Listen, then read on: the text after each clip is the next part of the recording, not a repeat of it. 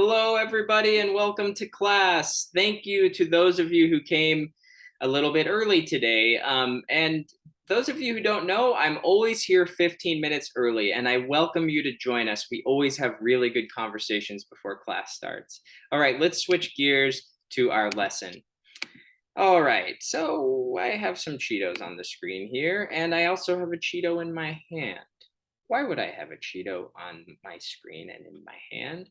Well, it's because last week I asked you to bring your favorite snack on Monday for an activity. And you're going to find out what that activity is here in just a moment. If you don't have your snack, don't run and get it right now.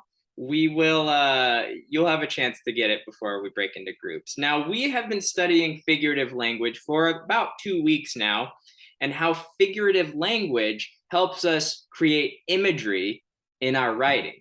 Today, we're going to learn about another literary technique that helps us create imagery in our writing, and it's called sensory details. Sensory details are writing that speak to the five senses. Okay, can anybody raise their hand and tell me what the five human senses are? At this time, someone would raise their hand and tell us what the five human senses are. That's right, Juan. Correct. They are taste, touch, smell, sight, and hearing. Absolutely right. So sensory details are very cool. They basically sensory details are when we describe something in our writing with details that talk about the five senses: taste, touch, smell, sight, and hearing. We call those sensory details. Okay. Learning target for the day. I can use sensory details to create imagery in my writing. All the people in the class, all who want to read that learning target out loud for us, please raise your hand. Okay, I would then call on people to uh, say that out loud, say the learning target. Okay, great job. Because as I always say, if you know what you're needing to learn, you're going to learn more effectively, right? So it's always good we review at that learning target throughout our lesson. Okay, here we go. Imagery. You know what? Before we move on to imagery, before we review imagery, I'd like to sing a little jingle for you real quick about sensory details. As I always do, I love to come up with songs for you. All right, so here we go. Sensory details, talking about the senses. Sensory details, talking about the five senses. Taste, touch, smell, sight, and hearing. Let's go.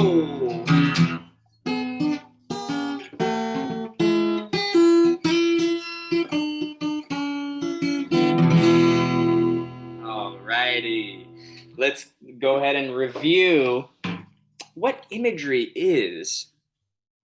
Because we've been talking a lot about imagery and learning a lot about imagery, but it's always good to review. So we're going to do a little waterfall activity, which you know what that is, but I'll explain it again really quickly. You will go into your chat and answer this question: what is imagery in writing? And when I say submit, then you will submit it. Do not hit submit until I say so. And then as they trickle in like a waterfall, I will read the comments, your answers, excuse me.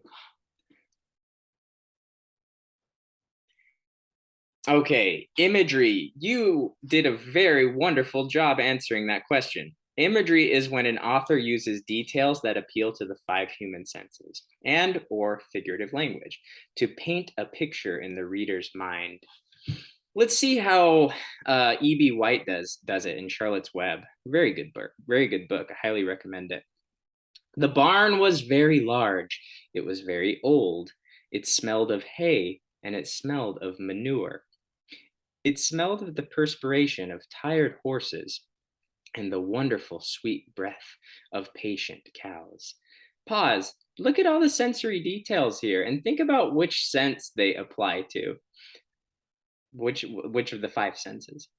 It often had a sort of peaceful smell, as though nothing bad could happen ever again in the world. It smelled of grain, and of harness dressing, and of axle grease, and of rubber boots, and of new rope. And whenever the cat was given a fish head to eat, the barn would smell of fish. But mostly it smelled of hay, for there was always hay in the great loft up overhead, and there was always hay being pitched down to the cows and the horses and the sheep. Okay, so the author paints a very beautiful picture of this homey bar, which is so stale and yet perfect. But which of the five senses is the author using in his sensory details? That's right, the sense of smell, mainly. So now it's your turn to practice sensory details and create imagery in your writing. So we're going to do something called the group snack practice. Each group has to write a paragraph about the different snacks among them using sensory details. What are sensory details again? Sentences that describe something using the five sentences. Use at least 2 sensory words for each of the senses. Okay, as we always do, we will have a role. You will have different roles for your groups. There will be the scribe who writes for the group, the timekeeper who makes sure you're staying on track to finish within 5 minutes, and the speaker who shares the paragraph aloud with the class when we return. Each group will share out when we come back in 5 minutes. I will pop into each group to support you and to check on you. So I will see you soon. Don't forget to use all 5 senses. And check out this example for reference. Today in our group, we have a fun variety of snacks. We have tiny orange baby carrots that feel moist and sound crunchy when you bite them. We have wavy potato chips too. They're round and yellow and smell like oil. We even have some spicy sushi today. The different textures of the sushi feel squishy, and it has a spicy, sweet aftertaste. With all of these wonderful foods, we are in for an amazing snack. Okay, so you have this, these directions and the example in your breakout room. So I'm going to go ahead and put you into groups now.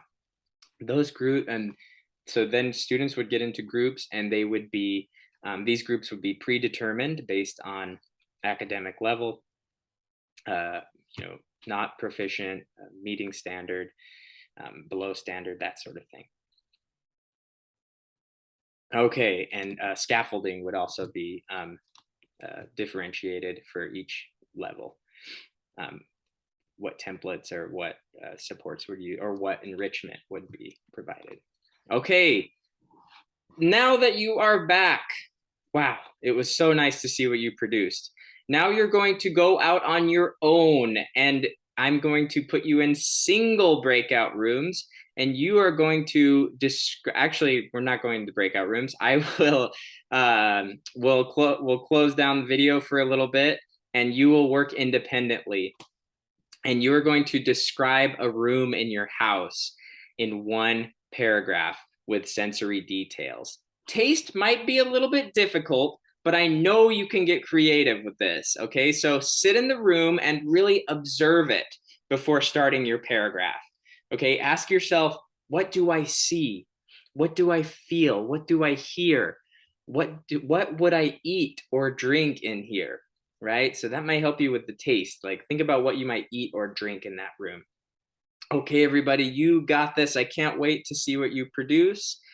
If you have any questions, I will be here, and I'll be available through chat or video. Just please reach out to me, and I will connect with you while you're working. Okay, everybody.